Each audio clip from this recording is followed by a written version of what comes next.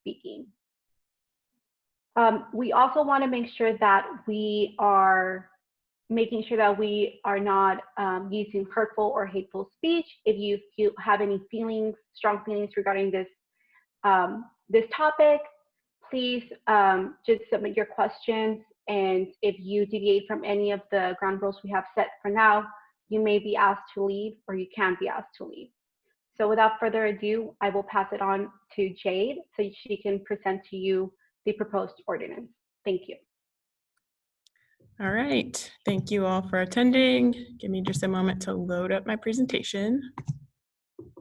All right, can everybody see this? Okay, I'm getting a thumbs up from across the room. All right, well, again, thank you for coming tonight. My name is Jade Broadnax, and I am a staff planner in the Planning and Development Services Department. I serve as the project manager for this potential ordinance. So if you have questions tonight or in the future, I will be the main point of contact. Please don't hesitate to contact me. I'll share my information at the end of the presentation. Tonight, I am presenting a brief overview of the Restricted Occupancy Overlay District, otherwise referred to as the ROO. It may also be commonly known as a no more than two unrelated ordinance. If you do miss the chance to submit feedback tonight, you have the opportunity to do so via poll. You should have received a link to it via email, but it's also on the city Facebook and Twitter pages. We'll be doing a poll tonight during the meeting that's essentially the same as the one available via those sources. And I have an embedded link at the end of the presentation, and I'll send it out to everyone registered for reference. Also keep in mind we're recording the discussion tonight.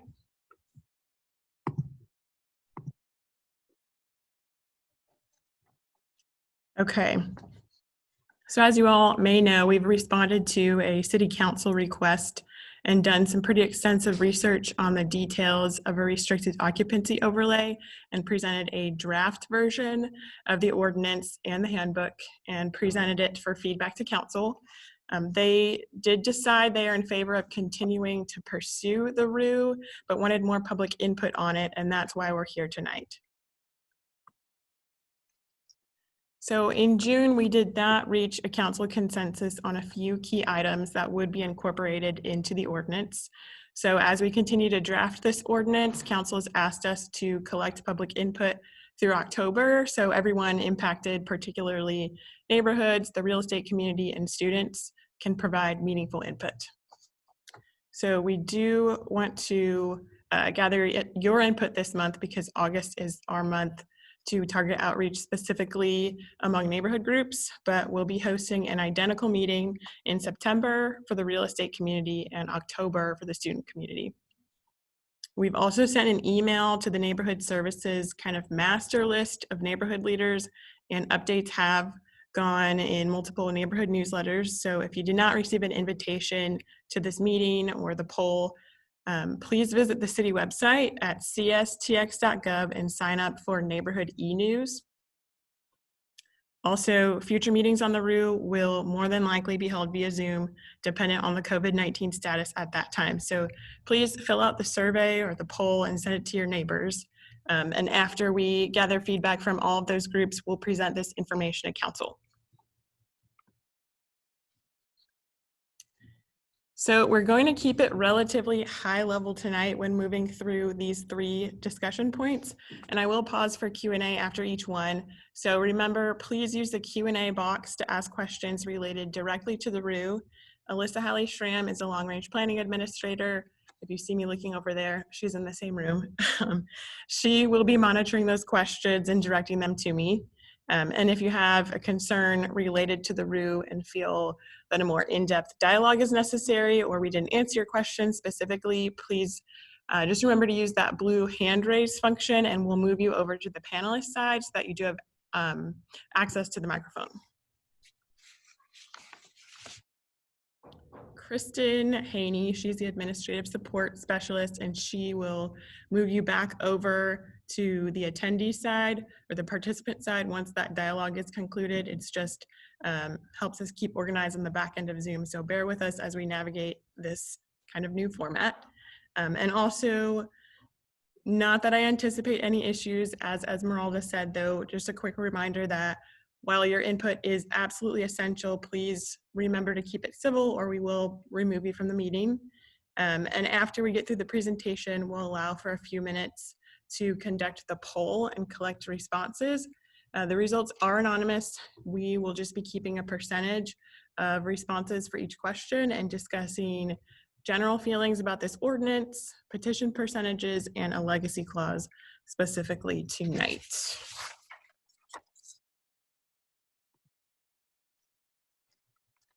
Okay, so before we get into the nitty-gritty of the restricted occupancy overlay, it is important to understand what zoning is and what overlay zoning is before moving forward. So zoning, clearly stated, is the separation of land uses into different categories. So housing, retail, commercial, those types of things. You can see here on this map that shows the single family zoning districts.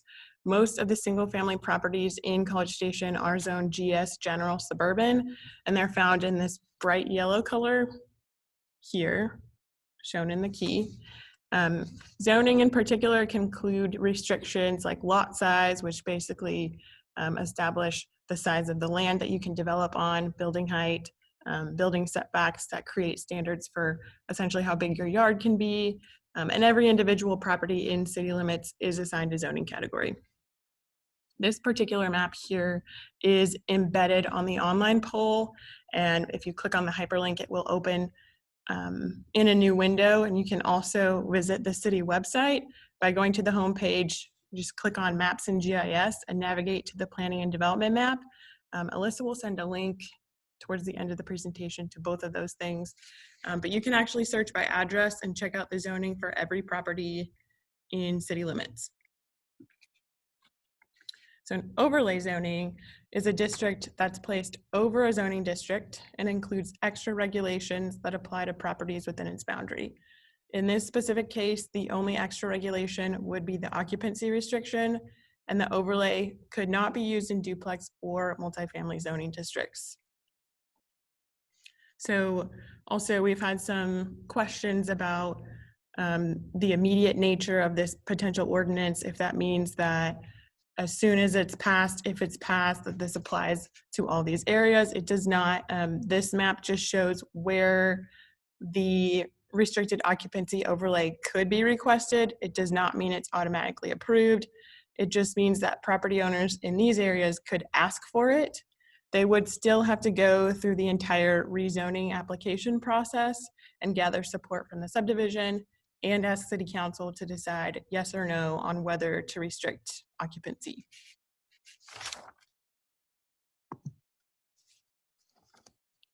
So in order to apply for a RU, property owners in the original subdivision will need to submit an application.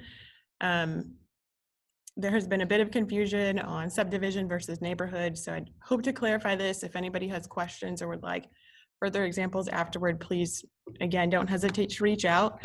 But a subdivision is essentially a smaller section of what most people consider a neighborhood, and it's created by a plat is the technical name for that. So essentially a plat just creates the legal boundary for land.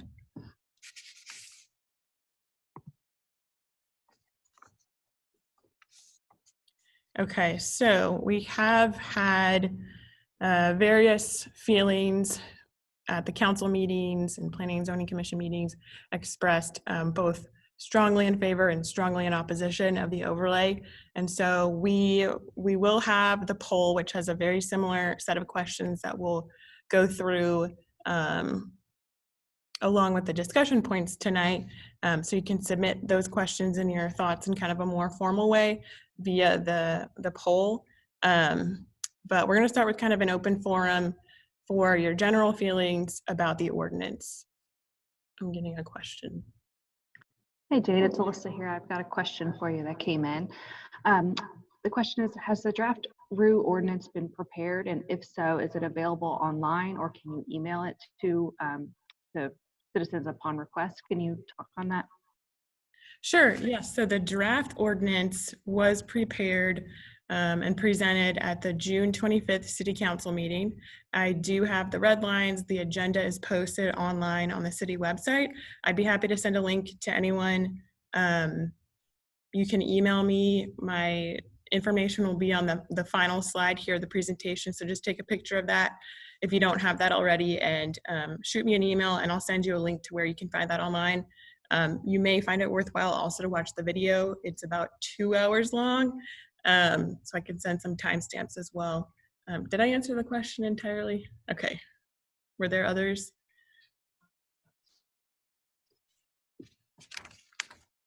No further questions on that? Okay. All right, so this first discussion point is really, what are your feelings and thoughts about proposing an ordinance that would allow property owners to restrict occupancy to no more than 2 unrelated persons? And I'll let the Q&A.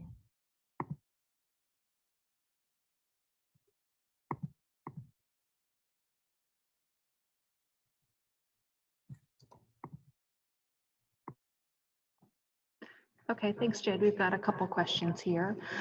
The first one is, would your public input request look like the input for the comp plan?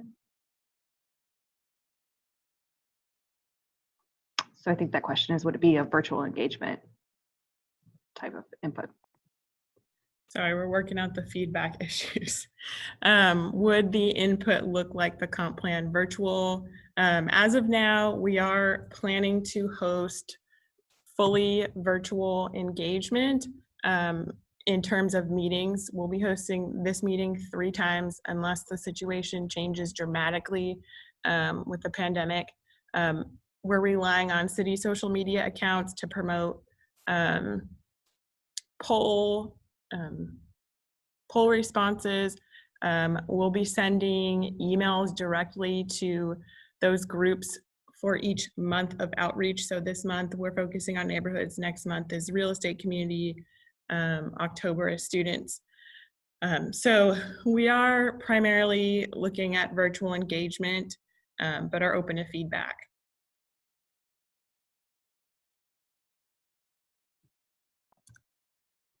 Okay, Jade, we've got another question. What was the catalyst for the RU proposal to begin, even the idea of the creation of the ordinance?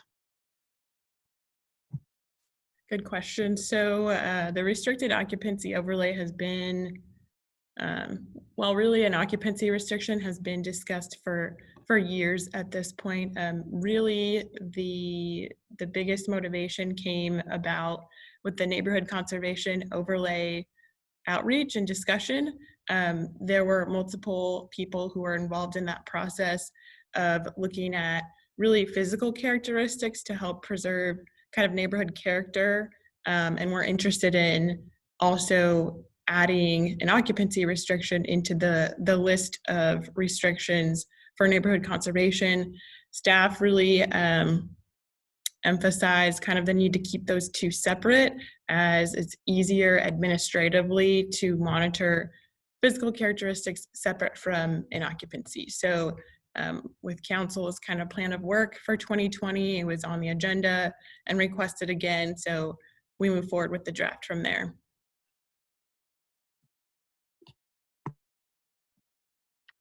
Okay, Jade, we've got a question about the map. Up on the map shown, what about the white areas? Could they also be subject to the RU? Good question. They would not. So we have, this map is current. It was made about a week ago. So this is showing all single family zoned properties in city limits. Zoning applies in city limits only. So this is the only boundary that we're looking at in terms of properties that could request this. The white boundaries are properties that are currently zoned something else. So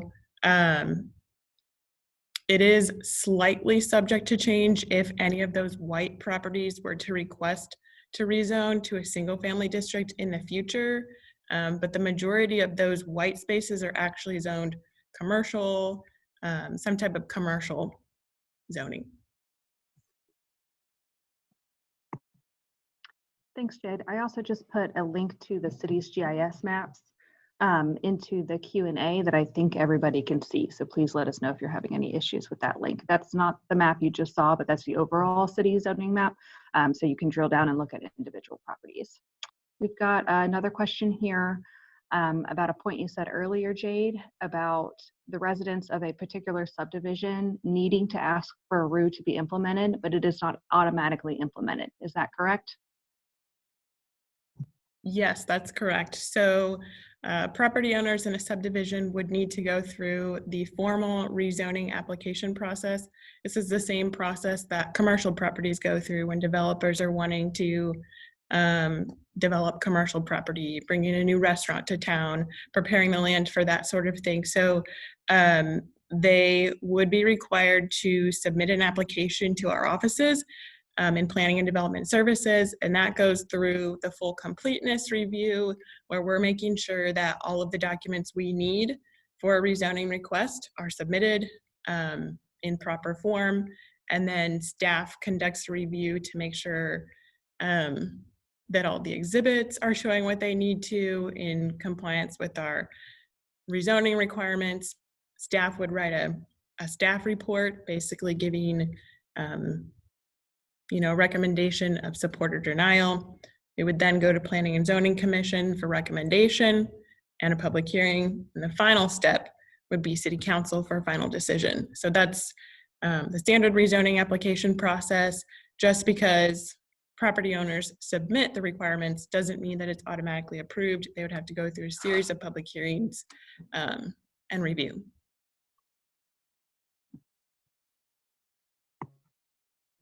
Jay, we've got a couple of questions here about relationships and unrelated persons. One is, can you talk a bit about the current 4 unrelated ordinance and how it's in effect and when it was passed? And then can you also talk about how 2 unrelated is defined? Sure. So let me try to remember that 2-part question.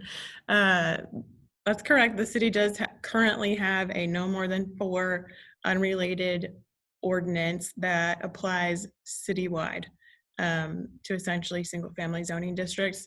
It's actually found in the definition section of our Unified Development Ordinance, and it speaks to basically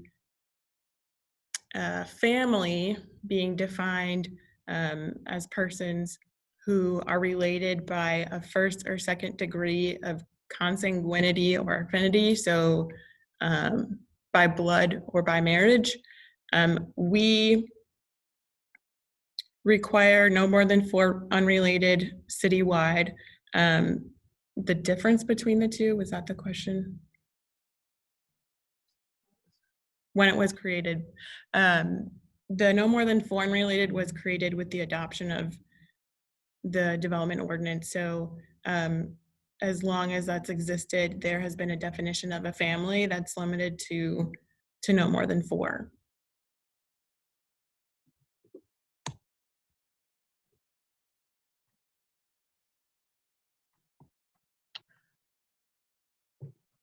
Sorry, Jade, we've got a question here. Can you summarize the rationales presented at the June 25th City Council meeting that were for the proposal and against the proposal? Maybe just kind of a summary of council's opinion overall. Sure. I would encourage everyone to watch the meeting as well. I understand it's long. I would hate to speak for council, but generally I would say the feelings of support toward this ordinance were more or less related to the fact that this is not automatically approved. It's an option that's given to essentially empower neighborhoods to kind of preserve that character or restrict occupancy in that way. There were feelings of support with the creation of a legacy clause that would allow property owners who already have no more than 4 or in excess of 2 unrelated individuals to continue operating in some form, so as to not completely detract value from those existing developments. I think with the provision of those protections for property owners or developers in some regard, there was an interest of support moving forward, which is part of the reason why we are discussing those topics in particular tonight, to help give a more robust public opinion to help support a future decision.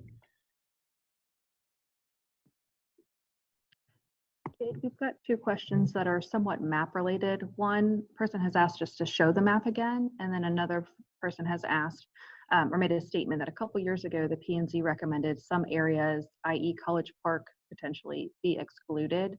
Does the current proposed map follow that recommendation? Or can you talk to how it would apply to all residential zoning districts? Yeah, so let me go back to the map. And this is available via the poll. If you go to that link that was sent via email and is also linked on the city Facebook and Twitter, you'll find this. I think it's in question 1 or 2. There's a hyperlink which will open this in a new window, and you can download that for view or take a picture of this, screenshot it. Can you repeat the second part of the question? Sure, it essentially was, are some neighborhoods excluded from this? No, it's not been proposed to exclude any neighborhoods from this.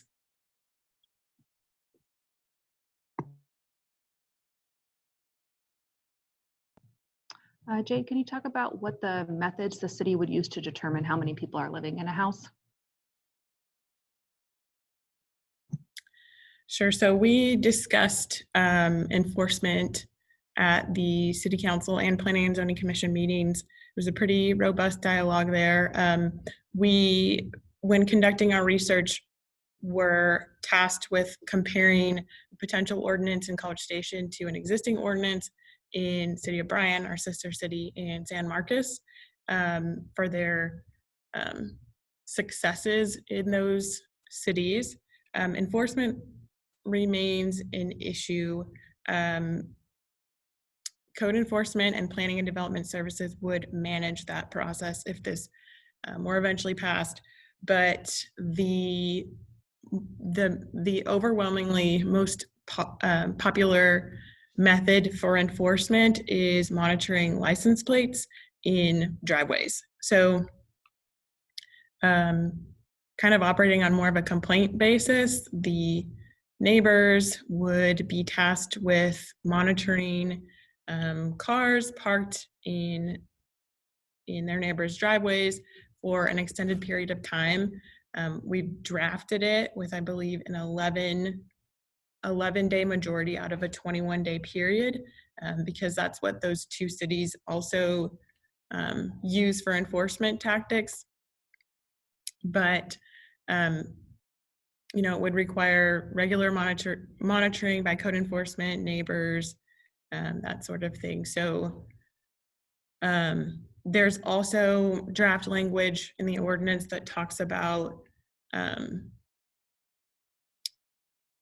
basically admittance of guilt by the occupants, which is the case for most of the municipal court cases in both of those cities. And in College Station currently, admittance of guilt is really the number one way to achieve a conviction of a code enforcement issue. So we can ask who's living there, and if they admit that they're in excess, then we can go into enforcement from there.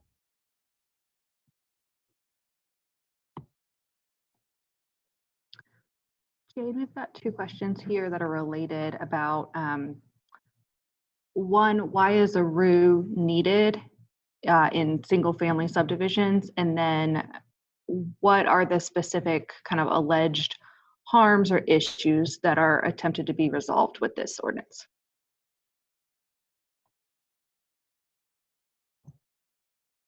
I will say Council has requested that we research into a restricted occupancy overlay due to sustained interest in restricting occupancy. I think what we've heard over the years is a lot of kind of symptoms of, truthfully, students in established single-family neighborhoods, particularly issues related to trash, noise, and parking congestion on the street. So I would say those are some of the reasons why it's been requested. And a large reason why it's being pursued, continue to be pursued.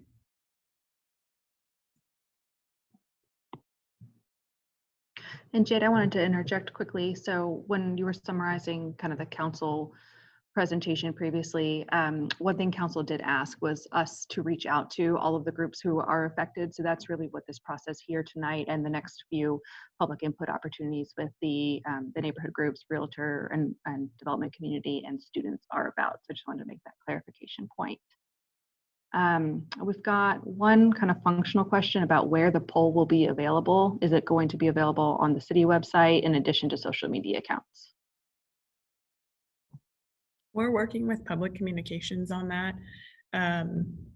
We are in the beginning stages of trying to form an independent web page for this to give updates on it. As of now, it's being promoted through neighborhood e-news, the neighborhood newsletter, city social media accounts, the news section on the city website, so it pops up kind of on the homepage there. But we are open to feedback.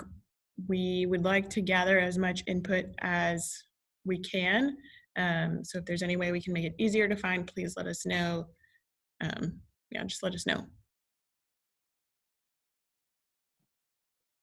Thanks, Jed. So I think that's all the questions for the moment. We have a few others that I think are going to be addressed in the next phase, but we'll get back to those if we don't answer them.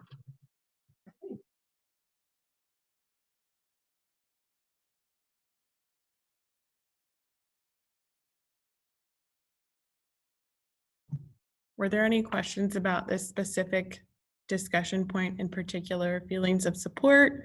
I'd love to hear if there's an overwhelming kind of majority here, those in support or opposition.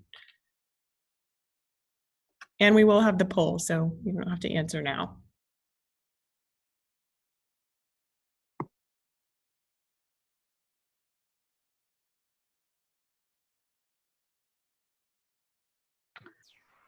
We've got a couple follow-up questions to an earlier point, not that specific question, but Jade, what you said about trash parking and noise as being issues, are there existing ordinances that get at regulating noise, trash, parking, etc.? Yes, we do have noise ordinances. I would have to check the code of ordinances. I think there's a time cutoff, essentially quiet hours. That's more related to the police department's code. Trash is more related to code enforcement, I believe. There are ordinances. I'm not 100% sure the specific language related to that, but whoever asked that question, if you can send me an email, I will get you that information.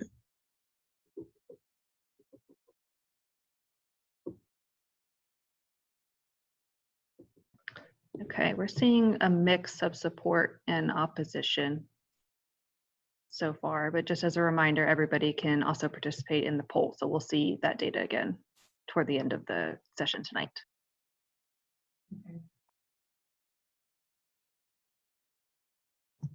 Okay, thank you. I'm going to move on then.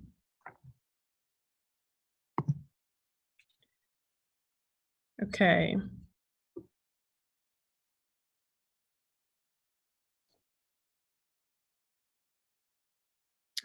All right, so a RU is requested by property owners through a rezoning application, as mentioned, and part of the documents that are required for a complete application that Planning and Development Services will sift through during that completeness review is a petition.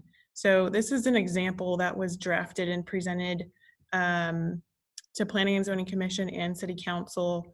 We, along with the ordinance, drafted essentially a handbook, a guide for residents to help make it easier through this application process. We will update this based on input that's received, but it's essentially saying that you need a certain percentage of property owners that are in support of the rezoning. And so you can see here we require property owner signature, date, and the legal subdivision name. So the next discussion point is related to the petition percentage. We've had various percentages discussed. We've had 50% plus one, which is kind of the standard majority rule, which mimics the neighborhood conservation overlay petition percentage. 67% is 2/3, and 58% is halfway between the two, which is what Brian has. And we were asked to essentially copy that section of Brian's petition language, but there were mixed feelings with that. And so I'd love to hear different rationales on this percentage, if you're leaning towards any one of those or would like to suggest something else.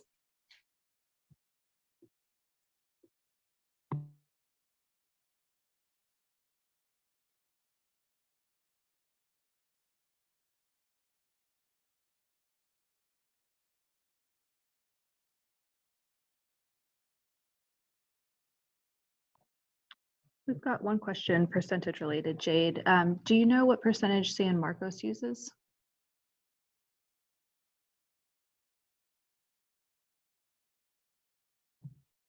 No, I don't believe San Marcos has a petition requirement. There's just more of a standard zoning district.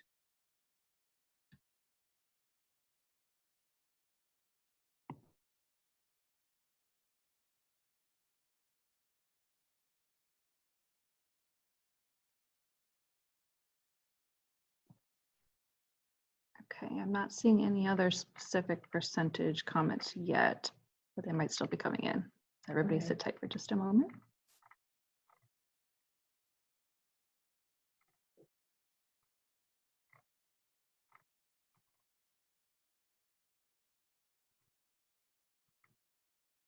Okay, we've got a few percentages here. We've got one that would like it to be similar to the neighborhood conservation overlay option at 50% plus one. You've got another comment about a minimum 85% to get approval, so another number. Another one at 58%. And then a question here about if one vote per property, is that how the voting process would go?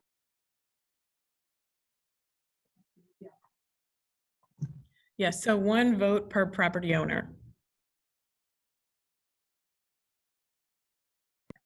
Okay, seeing a few other comments. We've got one at 50%, and one who specifically expresses concerns about regulation of private property use and recommending at least 2/3, perhaps 3/4 of property owners approval.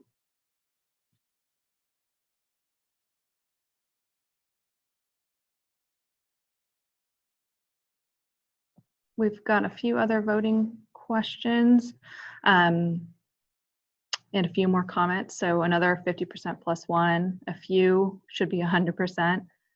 Another at 67% approval due to smaller neighborhoods requiring less votes to sway. We've got a follow-up question about, would these petitions require notifying the other percentage of owners? So not just those who approve, but is everybody notified? Yes, we've drafted the process so far to mimic the neighborhood conservation overlay notification process, which would require a version of certified mail to be sent to all property owners in the subdivision and proof of that to be submitted to our offices for a complete application for us to even begin reviewing the potential rezoning. So yes, everyone would be notified.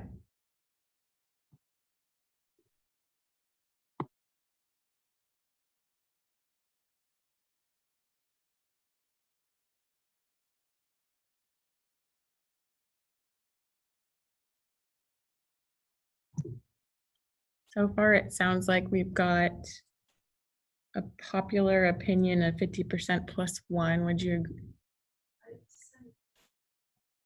I'd say it's a mix. We've got folks who feel strongly on both sides of it. Okay.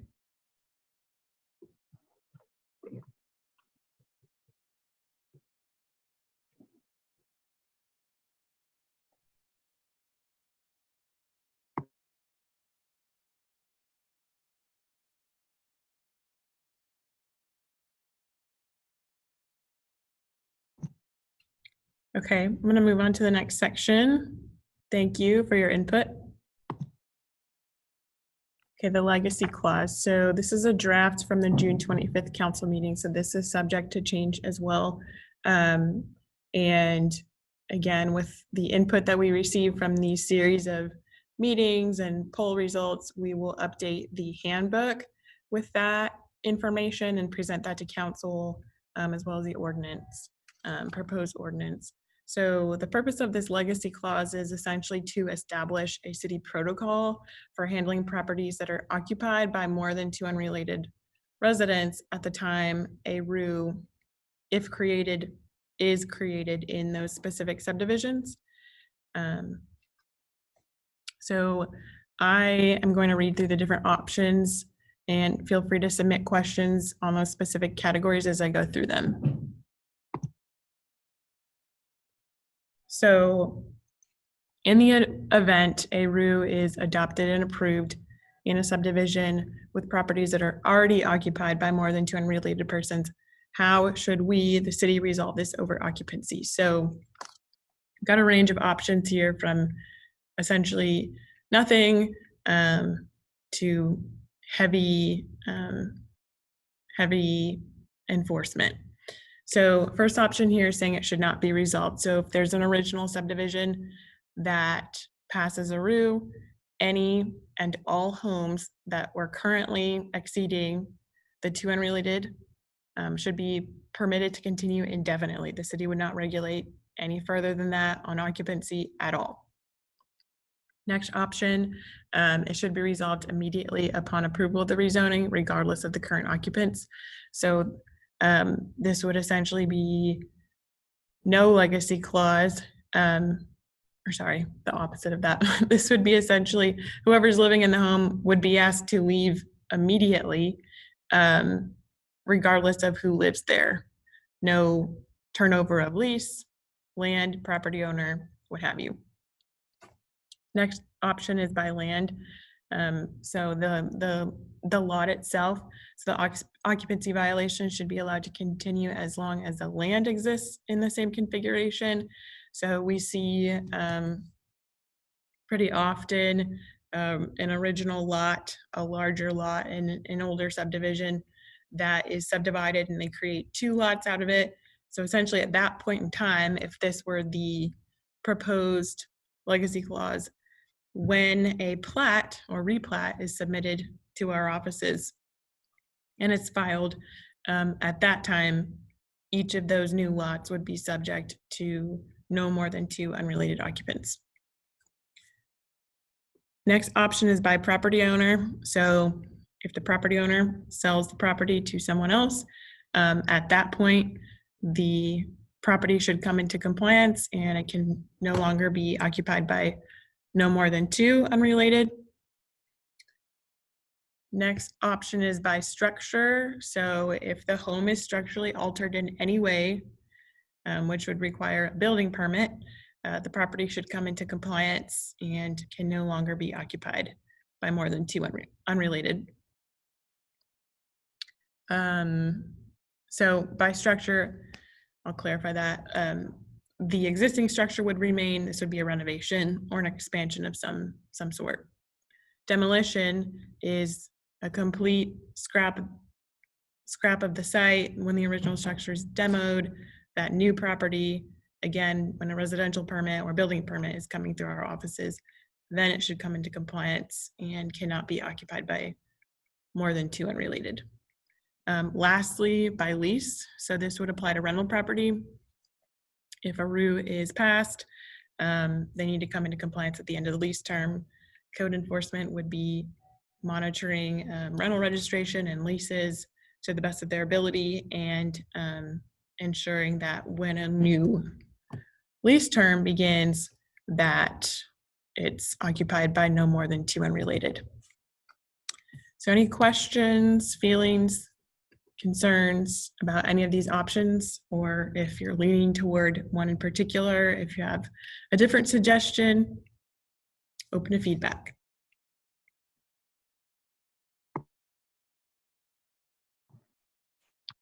Thanks, Jade. We'll give it just a moment to see if there's feedback on the specific question. We do have a handful of kind of miscellaneous questions, and we can answer that in kind of a next phase. Jade, I have moved Randy over. He had his hand up.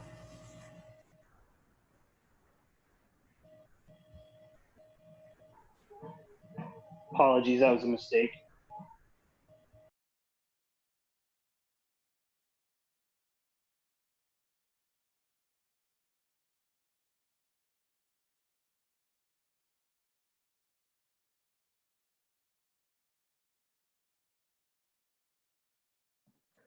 We've got a comment here about thoughts of the grandfathering part should not be resolved. So that first bullet point you've got, Jade.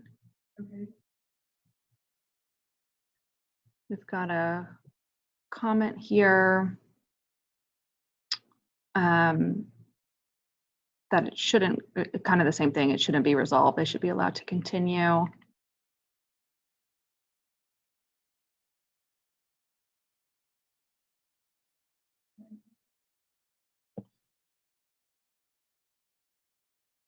We've got one that says by property owner. So when the property owner changes, and that's the way an HOA, I'm not sure which HOA, but an HOA is leaning. We've got another one, should not be resolved. Property owners purchase it with the restrictions at the time. So I'm thinking that's with the property owner. We've got a comment here about structure is interesting, but how do you keep owners invested in property maintenance? Another comment here, it should not be resolved. That's seeming to be the theme. It should not be resolved. Okay. Yeah, one more, should not be resolved, grandfather the existing.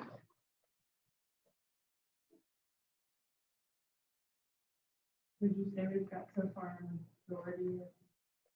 Majority of should not be resolved, with a few other mixed in as well. But again, we will do the poll at the end of the meeting here, so everybody can actually vote for your specific opinion. We've got another one, grandfathering should be very short. So definitely focus on both sides there.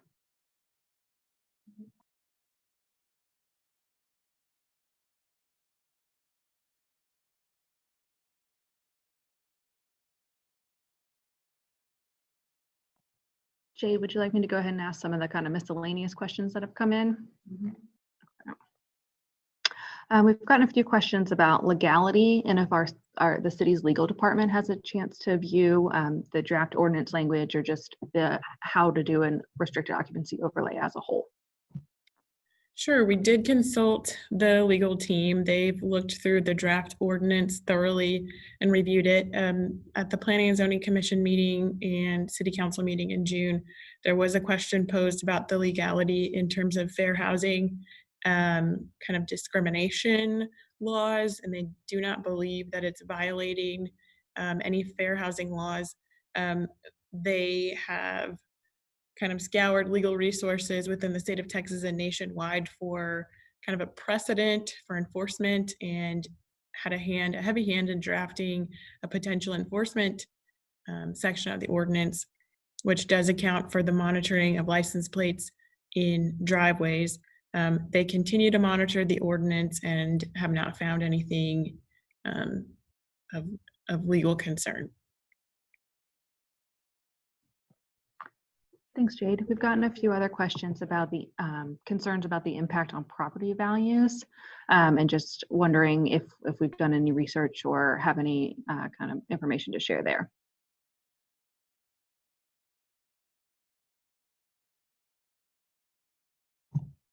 Yes, good question. So this is something we're still researching in light of previous discussions at City Council. We have consulted the City of Bryan, as they have had time to review this, about 15, 20 years or so, and they did not express concern with loss of property value. They consulted graduate students at Texas A&M who actually did thesis research on the impact of property values in their RNC district, and it was generally unconclusive. So we will be researching this further and presenting findings to City Council later this year. Thanks, Jade. We've got a couple questions about how is information about this process going to be shared going forward? Is there a mailing list that people can stay in contact on, or do they need to specifically watch all the city council meetings? What's the best way to stay in the loop? I would say neighborhood e-news and the neighborhood newsletters are a great way to stay involved. I'll have a link again at the end of this presentation to sign up for that. We look for the keywords restricted occupancy overlay. Sometimes those kind of templates that go out are a bit long and it could be towards the bottom. Monitor the city social media accounts. We're working on having homepage presence for this moving forward. But we found that with all the information and updates going out with COVID-19, kind of a direct email is effective. So we plan to, in the coming months, contact directly the real estate associations and student government association to have them kind of do word of mouth tangent to city accounts.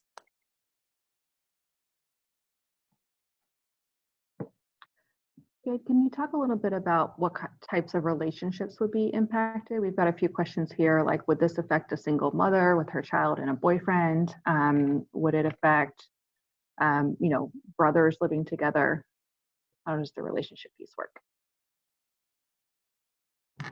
Sure. So it might be worth it to actually pull up this consanguinity and affinity chart. 1 second.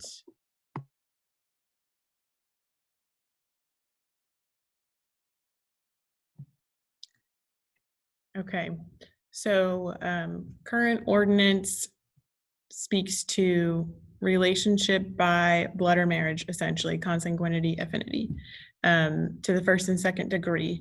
So a relationship that we're looking at is these are outlined in red here. So restricting occupancy to no more than 2 unrelated would be unrelated to this, restricting it to the number of unrelated to this degree, which would exclude members that most people consider part of their family or immediate family. So you can see here, anything beyond this is considered an unrelated relationship. So if you were to have, for example, an unmarried couple and a child, that would be exceeding the number of unrelated relationships.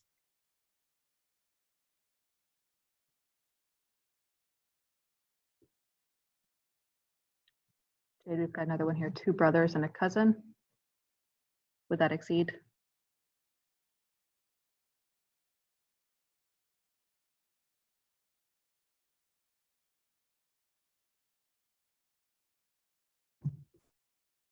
Yes.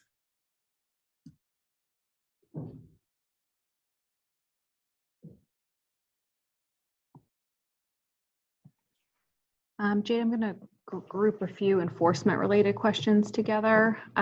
We've gotten a few that are concerned. Is this, one, is it hard to enforce? And then 2, would it be kind of neighbors policing each other, like neighbors watching other neighbors and who goes in and out and reporting that to the city? It is staff opinion that this is very difficult to enforce.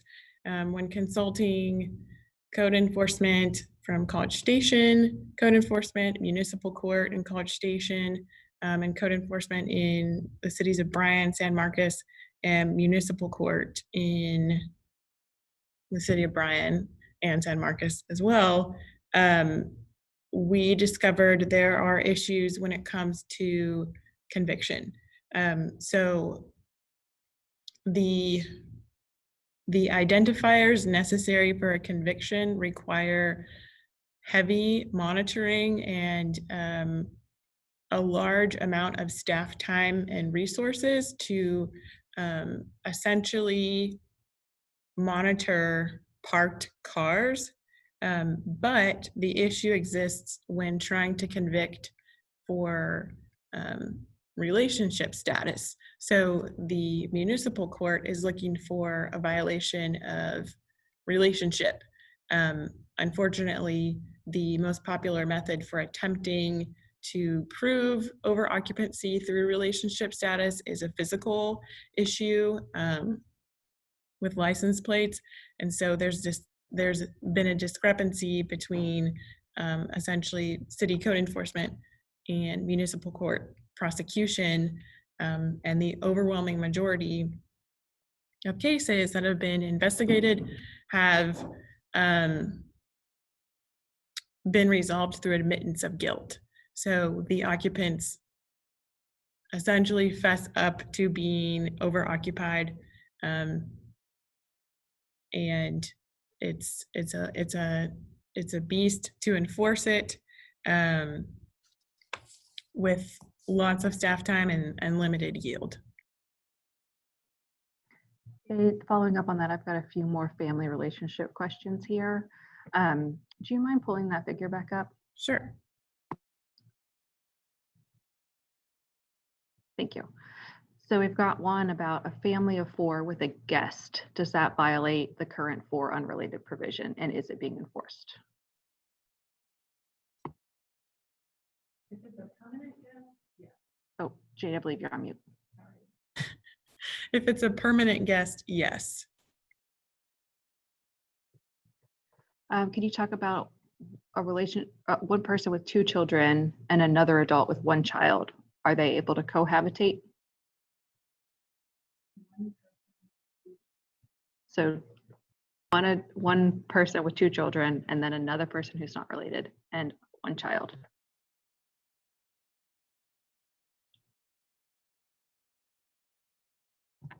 No, that would be in violation of the proposed ordinance. So Jade, how about a family of 4 hosting a high school exchange student or any exchange student? That would not be allowed.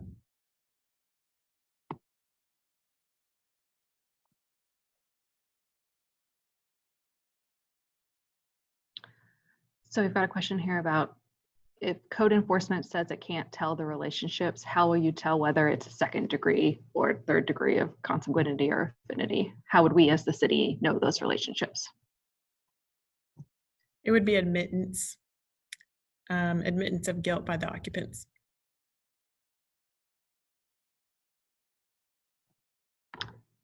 We've got a question here about 2 brothers clearly being related. How does one other person living in the house who's a cousin exceed the 2 unrelated? Good question. So this has to do with the way that the ordinance historically and currently has defined a relationship. So if you can see my cursor here. So technically a first cousin would be a 4th degree of consanguinity, which is exceeding the definition of a relationship. So that 3rd person, the cousin, by the ordinance would technically be considered not related, and then that would exceed the 2 unrelated occupants. So any of these relationships in white per the ordinance are considered not related. Thanks, Jade. I've got a question here about, can we request that people prove they are related? No, I don't believe so. And another follow-up question about the enforcement and proof of 2 unrelated. Is that any different than, excuse me, is the enforcement and proof of 4 unrelated different than the enforcement and proof of 2 unrelated?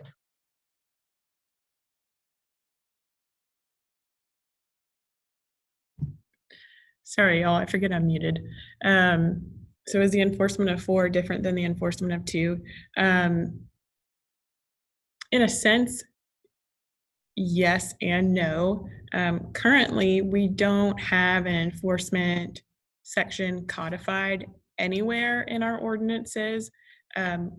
We have drafted one for the no more than 2 unrelated, which would give us a specific kind of protocol for monitoring it, which would be monitoring license plates, or basically, an assumption of excessive occupancy. But it would be code enforcement working on more or less of a complaint basis, which is similar to no more than 4 today.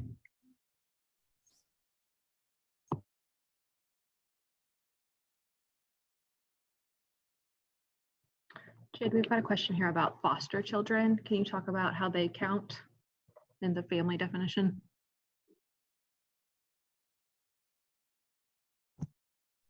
So this is a good question. Foster children, when looking at the city of, sorry, the slide moved. Foster children, when looking at the city of Bryan's ordinance, they reference state statute, which does include foster children within these degrees of kind of consanguinity. So we can present that information to council and discuss if they would like to include a similar section of the ordinance that specifically includes that, but currently it does not.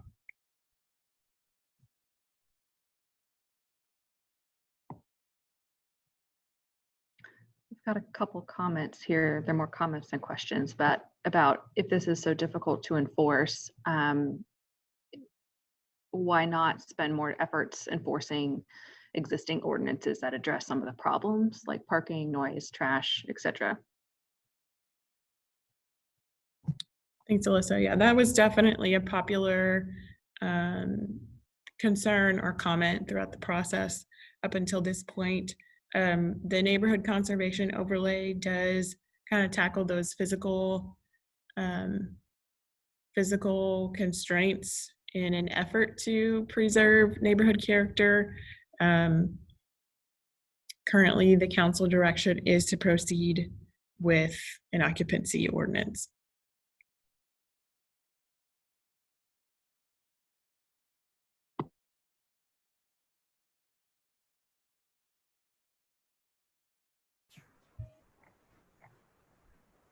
Jade, I have a hand up from Sherry.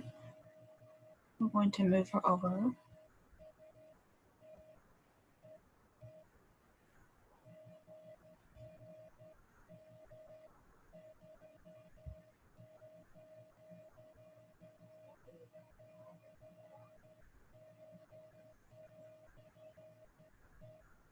Can you hear me? Yes, ma'am.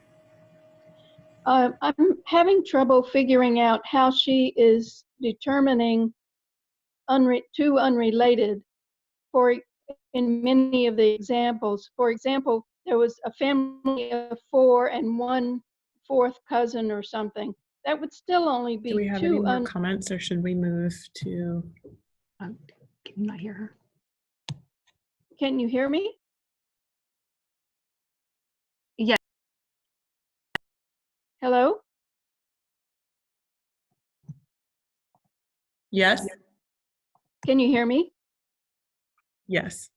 Okay, I am having trouble figuring out how you are calculating the two unrelated in your examples. For example, in the family of 4 hosting a student from abroad, that's still only 2 unrelated. Everybody else is related. How is that not allowed?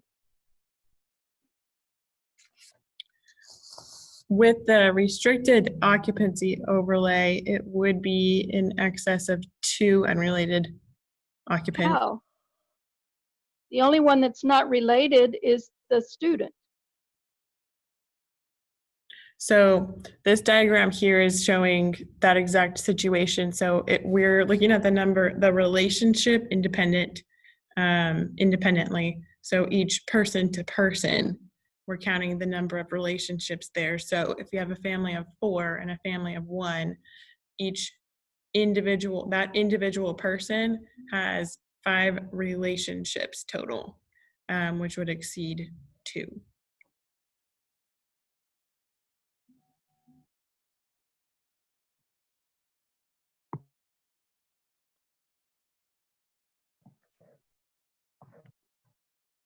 Because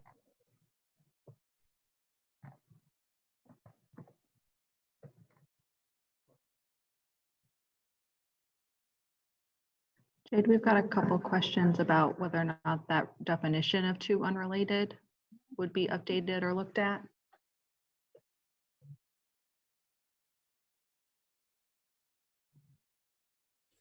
Good question. This came up during the meetings as well. As of now, the direction has not been to change the way that we interpret and enforce relationship status.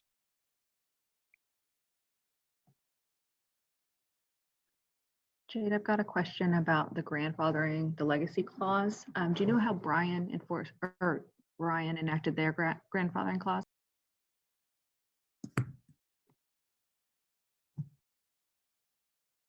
Yeah, so Brian, when they pursued their RNC district, included the enforcement section, which speaks to, I'm sorry, grandfathering clause. So they have a policy as well. Sorry, I misspoke. After a few years of enforcement, the city of Bryan contacted their municipal court judge for some kind of direction as to what would be, considered guilt in excessive occupancy, and they formed an internal kind of policy guide that was not codified that speaks to enforcement process, and they follow their municipal court judges kind of direction, opinion, that more or less the best way to attempt to monitor over occupancy is by monitoring parked cars. So that's what they pursued and follow to this day internally.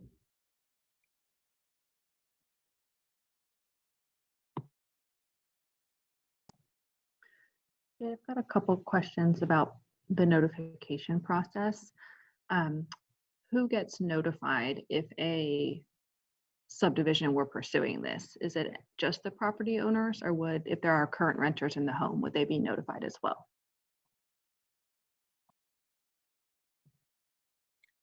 As of now, standard rezoning procedure is property owners, and the draft ordinance does also speak to notifying property owners of the kind of neighborhood meetings and petition discussions that would be going on. So it's drafted as property owners. And Jay, do those property owners need to live at the residence to be notified, or if they're out of town or potentially have multiple properties? They do not need to live at the residence, but we have mailing addresses on file for those who are out of town. And I believe we would notify them via mailing address.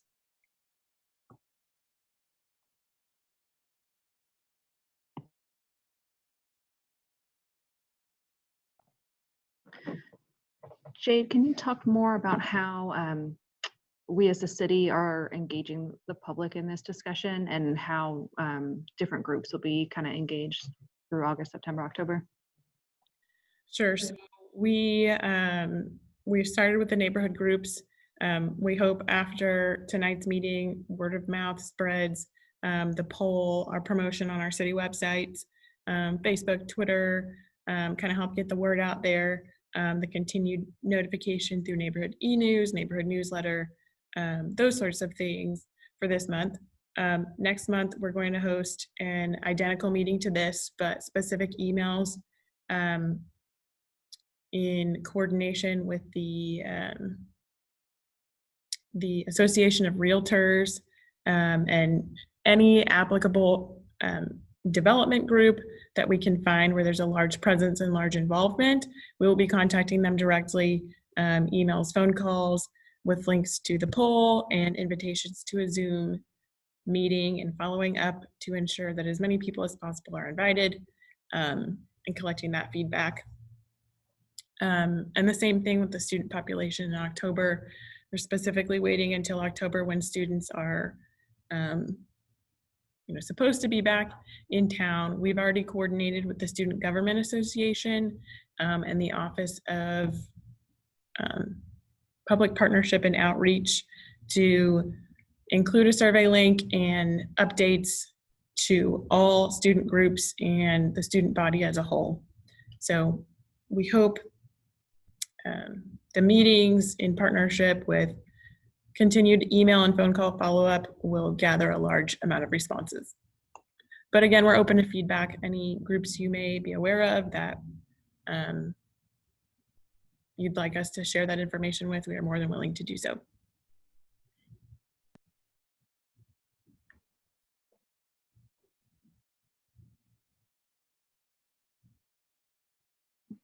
Jade, I've got a comment here. Somebody has stated they haven't been notified yet, but that's not really where we are in this stage of the process. This is a public input gathering part right now. Will you talk about when this might go to council? Sure. Yes, so we are planning to present this information, consolidate all of the public outreach that's done, and present that to council either late October or early November.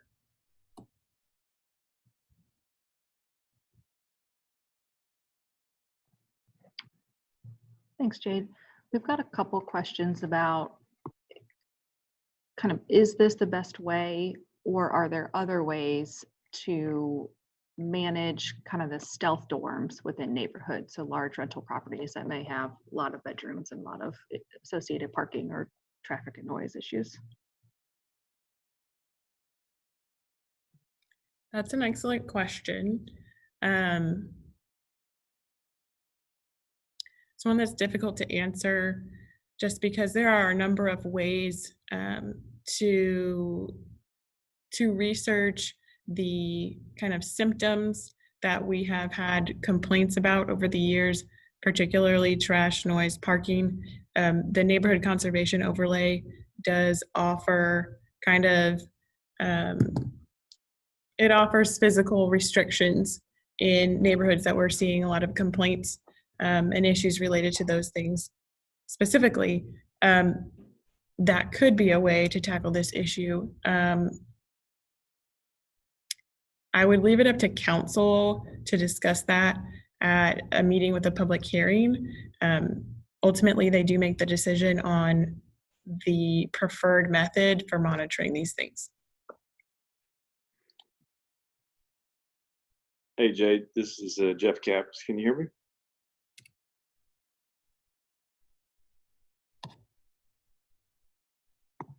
Hello.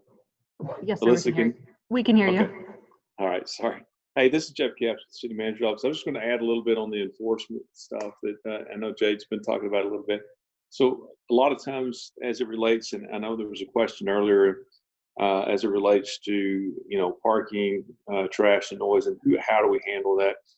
We do have ordinances on the book as it relates to noise. Both our code enforcement as well as our police department handle those. There are some laws in the penal code related to noise violations and stuff that primarily our police officers handle. Mostly that's at night, you know, whether we have loud party complaints, different things like that. Our police will be responding to that. Code follows up on them again the following morning as it relates to that. On parking complaints, again, this is both kind of a joint effort between our code enforcement and the police. They handle those types of complaints. The police is out 24/7, so they're riding around patrolling. When they're not answering calls, if they see parking violations, they'll address those. And then code enforcement responds to those on complaint type basis. And then trash primarily is handled from a code enforcement if there's excessive amounts of trash or anything that is left in a yard or something after a party. Code will follow up on those complaints and address those as well. Just kind of touching again on you know, the enforcement side of this. Code is primarily responsible for the enforcement as it relates to that, and they primarily they do that now. A lot of it is based off complaints, and so they will follow up on those. And I will say the majority of them, from when we look into it and we go talk to the individuals, they will, you know, they're up front. They'll admit to the violation if there is one, or they will have an answer as to why the situation is. We present those cases. We work with them And a lot of times it's an educational effort too. Our code enforcement is constantly working on educating folks to make sure they're in compliance with the city ordinances. So we spend a lot of time doing that. And then we work with our municipal court to see what evidence they would need to be able to get a conviction. And so that is a process that they work through. We're continually looking at that, trying to figure out the best way to handle those situations. But it is one of those things that, for the most part, a lot of times people are unaware, and so we're trying to educate them and make them aware. Really, where it comes down to is really working with those realtors and different things like that to make sure everybody has the information they need to be able to pass that information on. And then we are constantly revisiting that and re-educating on an annual basis as we have people moving out and new folks moving in. So I just wanted to add that. I'm going to turn it back over to Jade and Alyssa then. So thank you guys.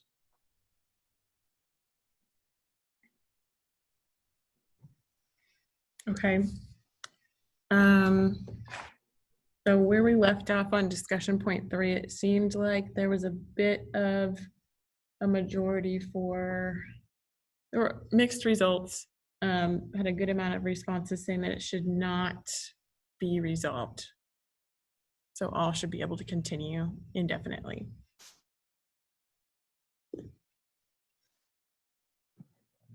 Okay.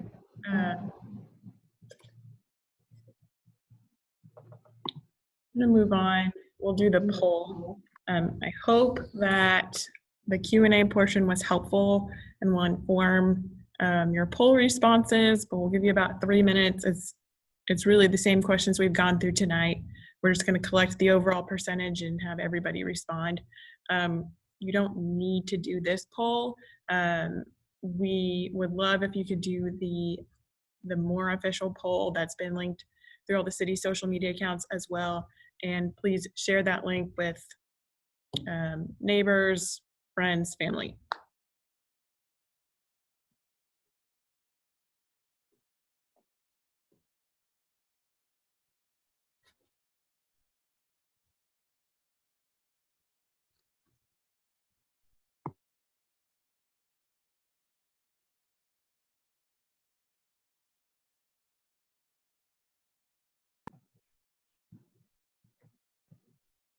Sorry, everyone, sit tight for just a minute as we share the poll link.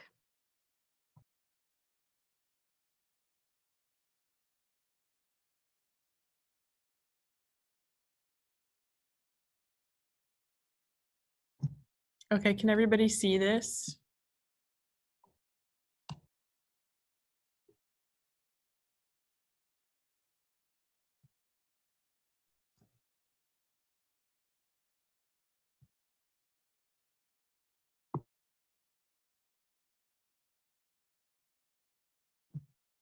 Okay, so it's 7:14. We'll go to 7:18.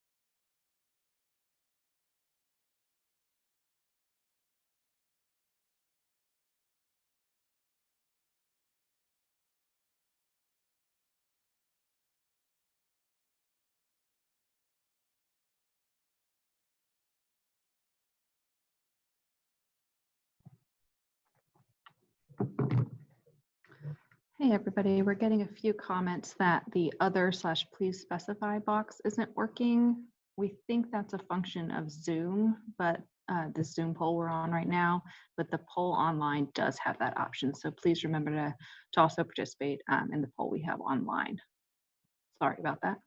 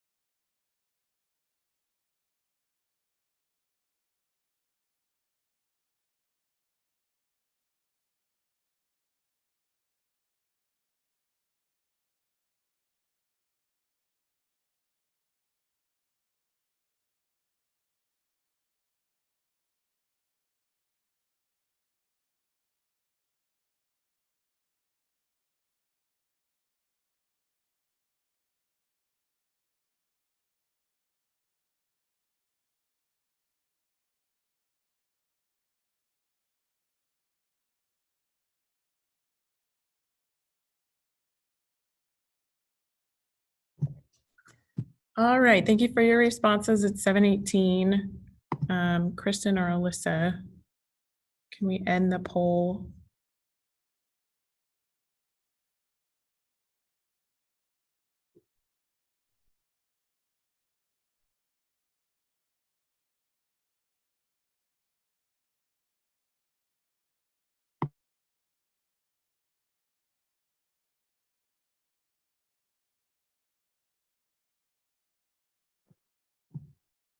Okay, Jada should be sharing the results now if you want to walk through them. Okay, here they are. So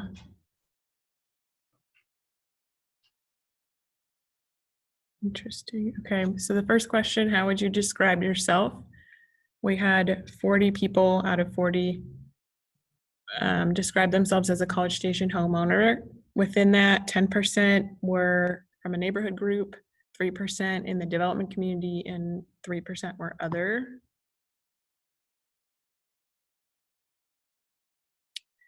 Question 2, what are your feelings about this ordinance just generally? 48% strongly against. Okay, 5% somewhat against, none who were neutral, 10% somewhat support, 38% strongly support, and the other 2 were blank. So strong opinions on either side, but the majority of 48% is strongly against.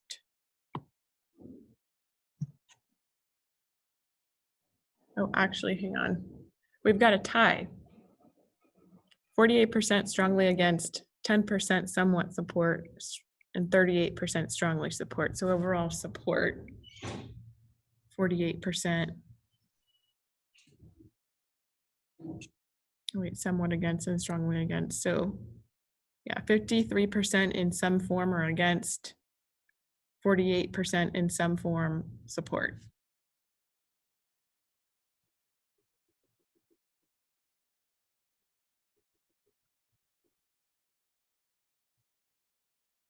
Okay, question 3. What percentage? 43% say 50% plus 1. The next highest is some other percentage. We'll see if we can gather those. 35% of respondents had a different idea than the choices presented. 15% said it should be 2/3, and 8% said it should be 58%.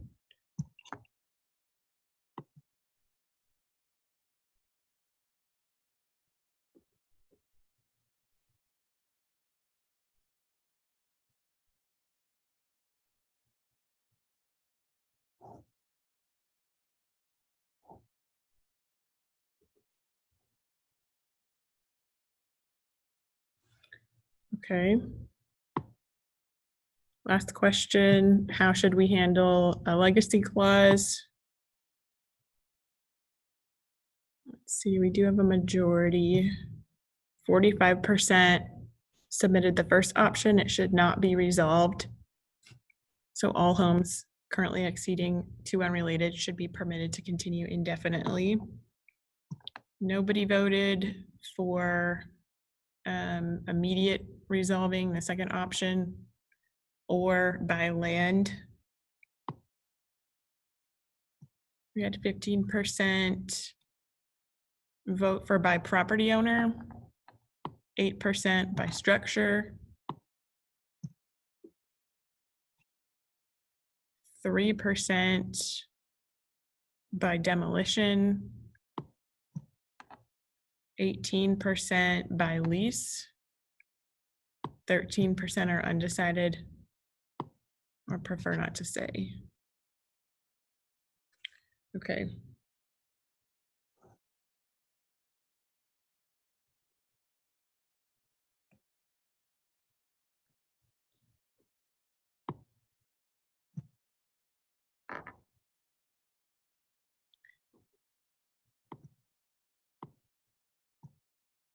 A question for Kristen or Alyssa or Esmeralda. Do we have a way to expand on question 3, the some other percentage, please specify? We had 14 people choose that option. Yeah, if those folks wouldn't mind commenting in the Q&A box, just what percentage you put, and I'll try to summarize and read those out.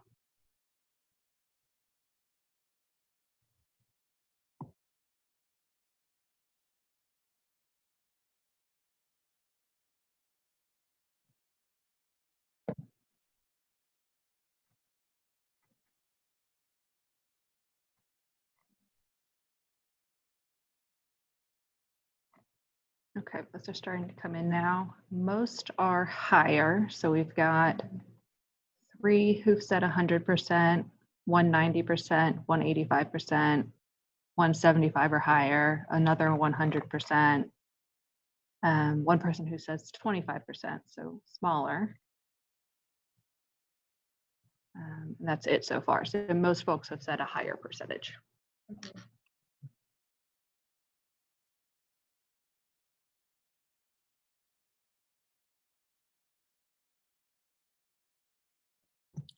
Okay, thank you. Jade, do you want to comment quickly on what's going to happen with the results of these polls that we do on the Zoom webinar, and then also the poll that is live for the next couple months? Sure. So we will have access to the poll results, and I'll be adding that to kind of my research that will eventually be consolidated with the results of the formal survey that's linked through city social media accounts, et cetera, and presenting that information to council as part of their decision-making process when we approach them again in late October or early November.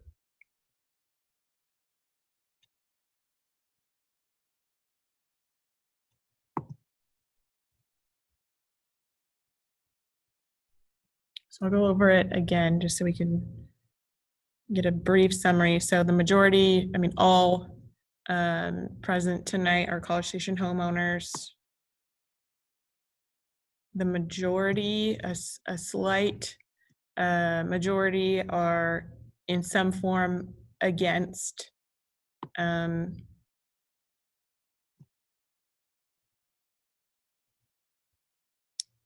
There seems to be a majority for a higher percentage than 50% plus one. We have 35% for some other percentage minus that one person who had a lower percentage plus the 15% of 67% approval. So leaning towards a higher percentage requirement for petition submission. And a majority of people were supportive of a legacy clause that allows all properties that are already exceeding no more than 2 to remain indefinitely, so no enforcement on those. So we'll look at this closer once the meeting concludes and couple that with the other survey results and keep y'all up to date via email. Again, please don't hesitate to call me or email me if you have questions further after this. Were there any other outline comments in the chat? I think we've at least hit on the themes of everyone's comments and questions. We can give it another minute or two if there's any other burning questions that we haven't answered Okay. here tonight. And while we wait for that, Jade, do you want to go ahead and talk next steps? Sure. So I'll close the poll.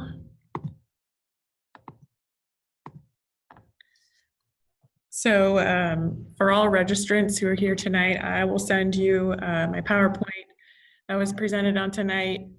Again, please don't hesitate to contact. We are eager to gather as much feedback as possible on this. There's a link in here to the official poll.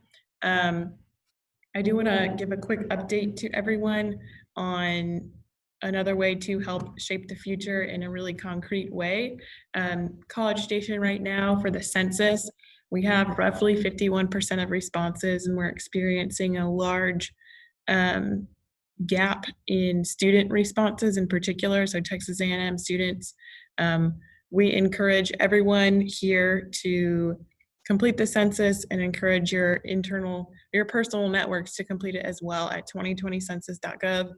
I serve as the census liaison for the city, and we are encouraging heavy response from now until August 11th. Census takers will begin door knocking on August 11th. So we're trying to limit person-to-person contact as much as possible. So please fill out your census if you haven't already and check out the census website or the city's census blog for more information. Texas A&M also has a frequently asked questions website that they created for university students and how they should be completing that. The gist is they should be completing it as if they were here in April. Thanks, Jade. We've got a couple last questions and just clarification points. Would you reiterate again how a neighborhood is defined? Sure. So I saw that question come in. Unfortunately, the internet is a bit slow. I'm trying to pull up the official ordinance definition, couldn't find it. But a neighborhood's definition is, it's different in a subdivision in that a subdivision is defined by a phase or a legally recorded plat that's filed for record at the county courthouse. A neighborhood is anything that could be kind of a conglomeration of filed plats that are developed in a common pattern. So it's a bit more loose in its definition. That is defined in our Unified Development Ordinance, which is available on the city website. If you go to cstx.gov/UDO, it's in Article 11.2. Thanks, Jade. I think that was it, right? I believe so. All right. Well, thank you all very much for coming tonight. We are your public servants, so we're happy to answer any questions you may have. We're welcome to any feedback on ways to make this a more inclusive and robust public input process. So again, please email or call me specifically or Planning and Development Services for any further resources. So be on lookout for an email from me with the PowerPoint and survey link. Thank you all. Have a good night.